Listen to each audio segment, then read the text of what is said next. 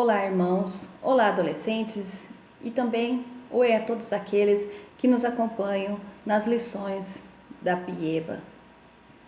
Hoje nós vamos continuar a história falando a história de Jesus, da vida de Jesus e seus ensinos, tá? Eu vou mostrar agora uma imagem para apenas dar uma dica do que nós vamos falar hoje sobre a vida de Jesus. Lembrando que eu tive uma ajuda, a ajuda de uma adolescente, né, que mora aqui dentro da minha casa, que é a minha filha Giovana. Ela também é adolescente e participa da EBD lá na Pieba, tá bom? Eu vou mostrar então uma figura e vou ver se vocês, vou dar um tempo para ver se vocês lembram uma parte então da vida de Jesus. Vamos lá?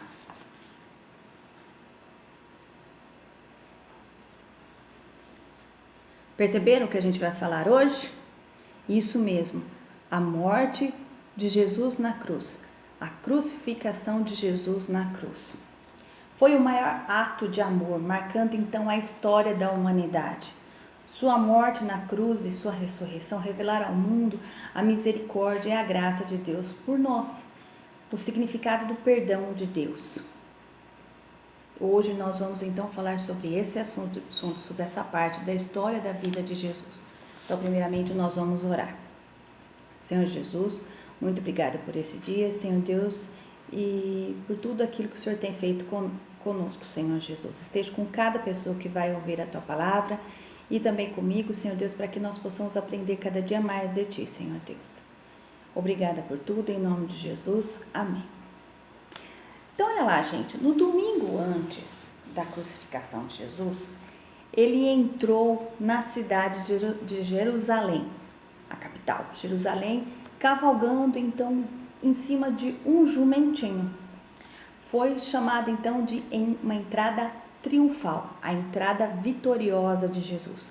A multidão o reconheceu como filho de Davi, o Messias. Eles gritavam: Hosana, Hosana nas alturas. Bendito aquele que vem em nome do Senhor. Esse termo, ele é proveniente tanto do latim como do hebraico. Ele significa Hosana, salva, ajuda, liberta. Salva-nos agora, ó tu que habitas nas maiores alturas. Salva-nos, salva-nos. Então, olha lá, são dois elementos. Nós vemos então a súplica, uma oração, né? E louvor e adoração. Súplica e adoração. Seria mais ou menos assim, como se fosse uma frase. Nós te suplicamos, ó Senhor, salva agora. Confere a vitória e prosperidade neste tempo, visto que por causa da tua bondade o momento oportuno chegou. Olha só, a multidão estava gritando isso para Jesus. Mas assim como os discípulos, inicialmente eles não entendiam o que estava acontecendo, como eu expliquei na aula passada, o povo, eles esperavam também um reino terreno, um reino que pudesse libertá-los do Império Romano, um herdeiro que pudesse tomar então o trono de Davi, mas esse reino seria um reino físico. A prova disso, que a multidão estava pensando nisso, os mesmos que aclamaram Jesus no domingo, eles gritaram, olha só, na sexta-feira, domingo, segunda, terça, quarta, quinta, sexta. Na sexta-feira eles gritaram, crucifica-o, crucifica-o. Pediram a morte de cruz para Jesus. Olha como aconteceu.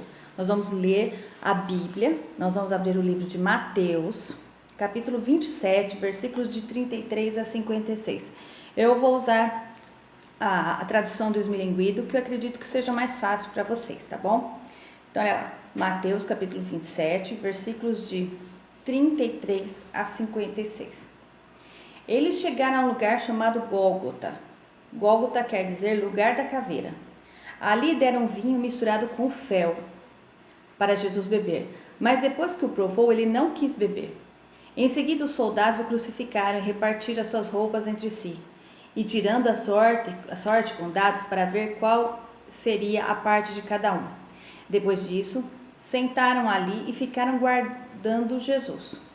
Puseram acima de sua cabeça uma tabuleta onde estava escrito com a acusação contra ele: Este é Jesus, o Rei dos Judeus. Com Jesus crucificaram também 2 ladrões, um à sua direita e outro à sua esquerda. Os que passavam por ali caçoavam dele, balançavam a cabeça e o insultavam, dizendo assim: Ei, você que disse que era capaz de destruir o templo e tornar a construí-lo em 3 dias, se você é mesmo filho de Deus, desça da cruz e salve-se a si mesmo. Os chefes dos sacerdotes e os mestres da lei e os líderes judeus também caçoavam dele, dizendo: Ele salvou os outros, mas não pôde salvar a si mesmo. Ele é o rei de Israel, não é? Se descer agora mesmo da cruz, nós creremos nele. Ele confiou em Deus e disse que era filho de Deus. Vamos ver se Deus quer salvá-lo agora. E até os ladrões que foram crucificados com Jesus também o insultavam. Ao meio-dia começou a escurecer, e toda a terra ficou 3 horas na escuridão. Às 3 horas da tarde, Jesus gritou bem alto: Eli, Eli, lama sabachthani. Essas palavras querem dizer: meu Deus, por que me abandonaste? Algumas pessoas que estavam ali ouviram isso e disseram: ele está chamando Elias. Uma dessas pessoas correu e molhou uma esponja de vinho comum, pôs na ponta de um bastão e deu para Jesus beber, mas outros disseram: espere, vamos ver se Elias vem salvá-lo. Aí Jesus deu outro grito forte e morreu. Então a cortina do templo se rasgou em 2 pedaços, de cima até embaixo. A terra tremeu e as rochas se partiram. Os túmulos se abriram e muitas pessoas do povo de Deus que haviam morrido foram ressuscitadas e saíram dos túmulos. E depois da ressurreição de Jesus entraram em Jerusalém, a cidade santa, onde muitos viram essas pessoas. O oficial do exército romano e seus soldados que estavam guardando Jesus viram o terremoto e tudo o que aconteceu, então ficaram com muito medo e disseram: de fato, esse homem era filho de Deus. Algumas mulheres estavam ali olhando ao longe, eram as que tinham acompanhado Jesus desde a Galileia e o haviam ajudado. Então olha lá, gente, é a morte, a crucificação e a morte de Jesus. Antes de Jesus ser pregado na cruz, ele foi terrivelmente humilhado, torturado. Os romanos eles eram muito cruéis nessas sessões de crucificação, cruéis mesmo. Eles, depois de muitos açoites, depois de bater no rosto de Jesus, de arrancar sua barba, em Isaías 56 fala assim, ó: oferecei as minhas costas aos que me batiam e o rosto aos que me arrancavam a minha barba. Não tentei me esconder quando me xingavam e cuspiam no meu rosto. É uma parte em Isaías, que eu já falei para vocês que a Bíblia ela é cristocêntrica. Que é isso? Ela fala de Jesus tanto nas profecias lá no Velho Testamento, como também no Novo, na história da vida de Jesus. Olha só, cuspiram nele, perfuraram a sua cabeça com espinhos, né? Falando que ele é o rei dos judeus, fizeram uma coroa de espinhos e cravaram os espinhos em sua fronte. Jesus caminhou pelas ruas, forçaram Jesus então, a caminhar pelas ruas da cidade debaixo de chicote, levando a sua própria cruz, que não era nada, era muito pesada, ela não era pequena, ela era muito pesada. Ele estava tão fraco que ele não conseguiu, no momento ele caiu, ele não conseguia mais levar a cruz. E então ele foi ajudado no meio do trajeto por um homem chamado Simão, que levou a cruz de Cristo. Ele estava desfigurado. Jesus é o retrato na profecia então de Isaías, que a gente vai ver, eu já falei para vocês, né, que a gente vê Jesus, então a vida de Jesus então onde? No Velho Testamento também, nas profecias, certo? Então olha lá, a gente vai abrir o livro de Isaías, capítulo 53. Eu só vou ler alguns versículos, tá bom? Quem quiser ler completo, beleza, mas eu só vou ler alguns. Olha lá. Ele não era bonito nem simpático, falando sobre Jesus, tá? Nem tinha nenhuma beleza que chamasse a sua atenção, a nossa atenção, ou que nos agradasse. Ele foi rejeitado e desprezado por todos. Ele suportou dores e sofrimentos até o fim. Era como alguém que não queremos ver. Nós nem mesmo olhávamos para ele e o desprezávamos. Olha lá, no versículo de 7 a 9. Ele foi maltratado, mas aguentou tudo humildemente e não disse uma só palavra. Ficou calado como um cordeiro que vai ser morto, como uma ovelha quando cortam a sua lã. Foi preso, condenado e levado para ser morto, e ninguém se importou com o que ia acontecer com ele. Ele foi expulso do mundo dos vivos, foi morto por causa dos pecados do nosso povo. Foi enterrado ao lado de criminosos, foi sepultado com os ricos, embora nunca tivesse cometido crime nenhum, nem tivesse dito uma só mentira. Então, falando sobre Jesus, tá vendo? Falando sobre Jesus lá no livro de Isaías. Interessante vocês verem isso também. Mesmo com todo esse sofrimento, com toda essa dor, Jesus ele reuniu forças para dizer algumas palavras. Palavras essas são significativas dentro então do quê? Do sofrimento de Jesus na cruz. As frases que ele falou, olha só. Hoje estarás comigo no paraíso. Para quem ele falou isso?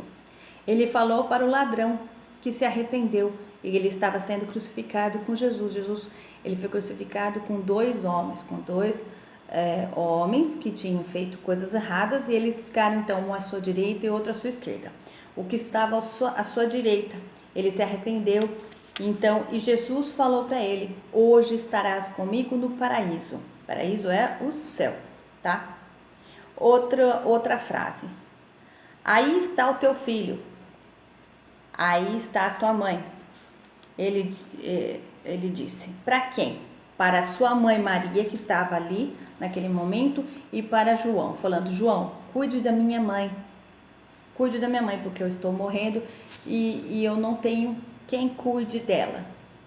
Ela estava velhinha, né? Ela não estava mais uma mocinha nessa época, então ela precisava de alguém que pudesse cuidar dela, daquela mãe que precisava do quê? De um filho, o filho mais velho, porque Jesus, ele é o filho mais velho de Maria. Então, João, ele fica incumbido do quê? De cuidar da mãe de Jesus, certo? Outra frase, estou com sede. Depois, Deus meu, por que me desamparaste? Por que será que Deus o desamparou? Porque todos os pecados da humanidade estavam com ele. Pai, perdoa-lhes, pois não sabem o que fazem. As pessoas passavam e continuavam o quê? Xingando Jesus, maltratando. Vocês viram as frases das pessoas que passavam pela morte dele ali, falando coisas terríveis. Mas certamente as falas mais importantes são essas. Está consumado. Nós vemos essa frase. Está consumado em João 19, capítulo 19, versículo 30. Acabou, terminou. Eu cumpri a missão. Está consumado. Outra frase também muito importante. Pai, nas tuas mãos entrego o meu espírito. E dizendo isso, expirou. Significa morreu. Tá? Então, ele acabou. Terminou, então, o seu sacrifício na cruz. O apóstolo Paulo, tempos depois da morte e ressurreição de Jesus, ele nos alerta sobre o fato de que toda a criação, ela geme, ela agoniza por conta do pecado da humanidade. E naquele momento de sofrimento, de dor, a natureza também sofreu. O salmista também afirma que os céus proclamam a glória de Deus e o firmamento anuncia as obras das suas mãos. Esse salmo é o Salmo capítulo 19, versículo 1. De fato, o que aconteceu no dia da crucificação de Jesus foi que a natureza se manifestou o seu espanto e a sua indignação. Por quê? Porque uma pessoa, pura e santa, estava sendo sacrificada. Nos evangelhos sinóticos, lembrando dos evangelhos sinóticos, que é isso? Evangelhos quais são? Mateus, Marcos, Lucas, João, tá? Então, que são sinóticos? A grande quantidade de histórias em comum, tá? Na mesma sequência e algumas vezes utilizando exatamente a mesma estrutura de palavras. Então, os evangelhos sinóticos são Mateus, Marcos e Lucas. João não. Então, os evangelhos sinóticos, eles declaram que houve trevas, escuridão completa sobre a terra do meio-dia até as 3 horas da tarde. Você vai encontrar, então, nos 3 livros falando sobre esse momento que a natureza estava sofrendo por ver o que é a agonia do Filho de Deus. Então, Jesus, ele gritou em alta voz e entregou o seu espírito. Nessa mesma hora que ele morreu, a terra tremeu, aconteceu um terremoto. E as rochas se partiram, se quebraram, né? Elas se rolaram, quebraram rochas grandes. Isso fala em Mateus capítulo 27, versículo 51. Então é a manifestação da natureza diante do maior absurdo da humanidade. Um justo, o Filho de Deus, sendo o quê? Condenado como malfeitor. Muitas pessoas também saíram dos seus túmulos, ressuscitaram. Então foi algo tremendo, não foi algo tão simples assim. A natureza, ela o quê? Ela sofreu, ela agonizou, ela ficou ali terrivelmente desesperada por conta da morte do quê? Do Filho de Deus. Entretanto, Deus planejou isso para que o Cordeiro Santo levasse para si a culpa de toda a humanidade, de todos os homens. É o que está escrito em Romanos capítulo 5, versículo 19. Pela desobediência de um só homem, Adão, muitos foram feitos pecadores. Assim também pela obediência de um só, muitos serão feitos justos. Então, pelo sacrifício de Jesus na cruz, muitos serão justificados pela fé em Jesus Cristo. A evidência visual mediante o sacrifício de Jesus é a separação existente entre o homem e Deus, que estava sendo desfeita naquele momento. A separação entre o homem e Deus, dentro do templo de Jerusalém. O que aconteceu? Quando Jesus morreu, um elemento de dentro do templo, né, de Jerusalém, se rasgou ao meio. E se rasgou de cima até embaixo. Foi o véu. O véu se rasgou. Então a gente vai falar um pouquinho sobre esse véu e sobre esse templo, esse tabernáculo, para a gente poder entender qual é o significado desse véu, né? Quando Deus falou a Moisés, lá atrás, né, ele deu instruções, lá no começo da Bíblia, né, ele deu instruções sobre como deveria ser construído o tabernáculo, o lugar onde o povo deveria se encontrar com Deus. Esse tabernáculo, ele era um santuário, um lugar de adoração.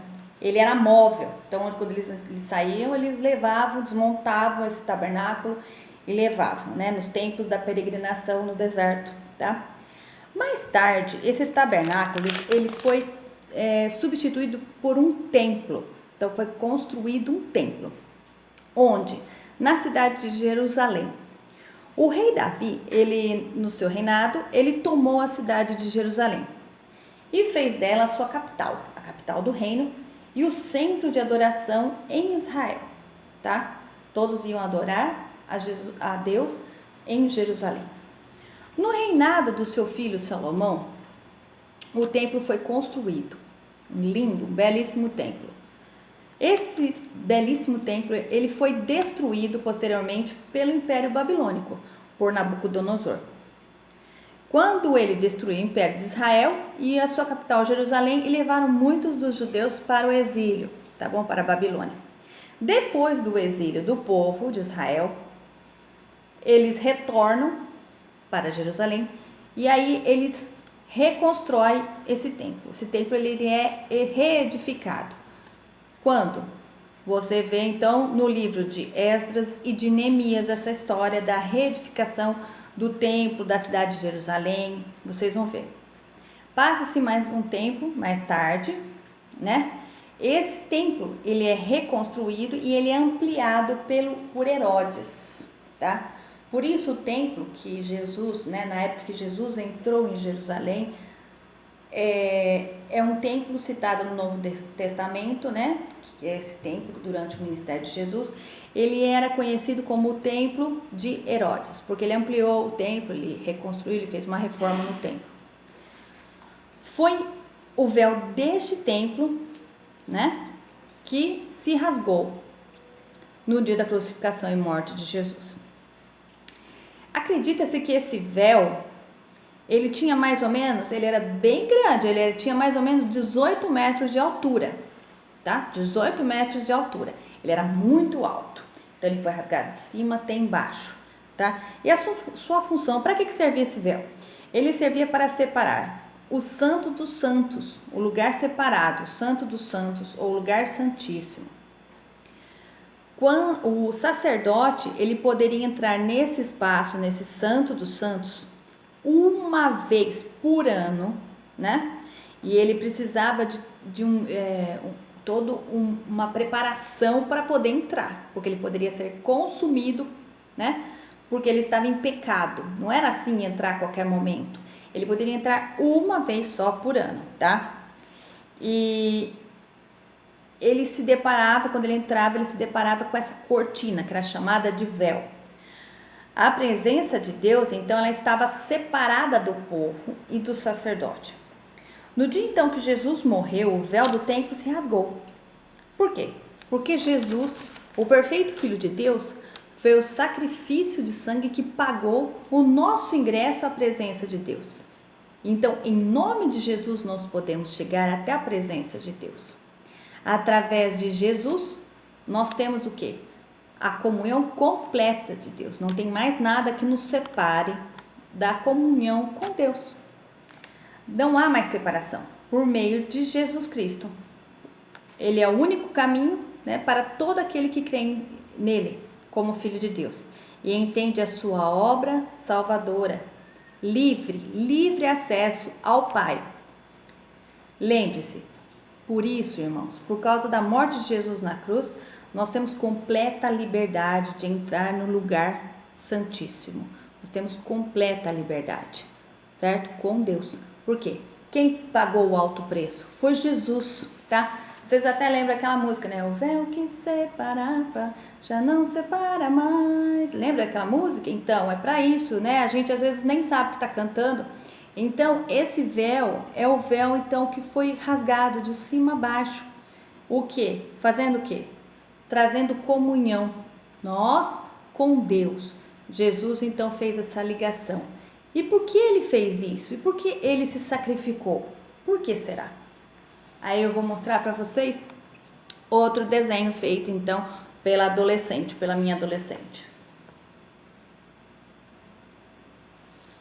Isso mesmo, por amor a nós, por misericórdia, ele se entregou com uma morte de cruz, né? E realizou a obra de salvação. Ele nos salvou. Agora, o que cabe a você, querido adolescente, o que cabe a você, pessoa que está aí me ouvindo, meu irmão, agradecer a Deus por este amor. Ele fez tudo por nós. Ele deu a sua vida. E você? O que você deve fazer? Aceite Jesus como seu Salvador e Senhor, de verdade. Deixe que Ele entre em sua vida. Ele te amou primeiro, a ponto de dar a sua vida. Pense nisso, reflita, faça uma reflexão em cima de tudo aquilo que a gente tem falado para vocês. Deus está te dando mais uma chance para você aceitá-lo como seu Senhor e Salvador. Então é um momento de reflexão, um momento que você tem que pensar que Jesus agora trouxe para você livre acesso para com Deus. Espero que vocês entendam, entenderam essa lição e que Deus os abençoe. Um grande abraço. Tchau, tchau.